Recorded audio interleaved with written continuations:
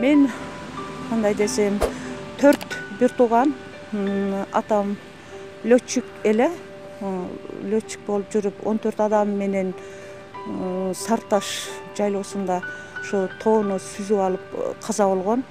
Апабыз бизди чоңойтуп, азыр ошол кичинекей убагыбыздан Каракулжа районунда чоңойдук биз.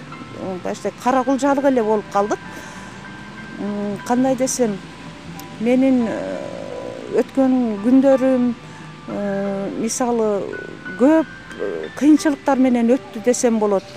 Себеби мен турмушка чыктым, 15 жашыман турмушка чыккан болсом, мени эми апамын илгерки эмнеси боюнча ошо мени 15 жашымда турмушка берген. Ошодон 4 балам бар, 4 уулум бар.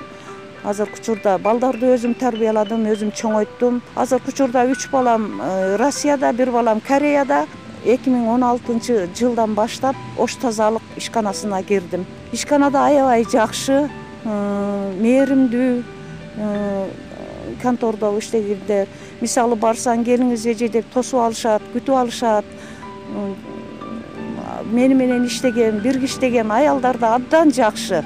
Абдан эми мындай бой көтөргөндөрдөн эмес, өз семьяларын билген, бала чакам деп келип иштеп жүргөндөр. Бизге иш кээде аябай оор болот. Мына кыштын күнү, күздүн күнү, жалбырак түшкөн маалдарда бизге тыным жок болуп калат. Кыштын күнү кар күрөгөндө, остановкалар тазалаганда бизде аябай эле оор болуп калат.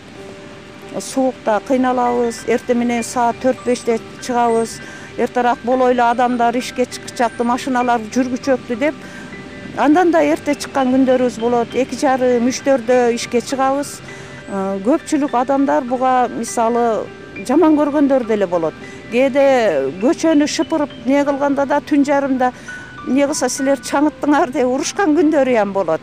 Андайларга көз жумдум кылабыз, себеби өзүбүздүн ишибизди билебиз. Бизге жогорудан контордон айтат, теңелбегиле, урушпагыла, биз алардын сөзүн угабыз. Мен үчүн Кыргызстан мекеним, кандай десем, ким айтмакчы, жаным, каным. Мен кыргыз эли үчүн сыймыктанам.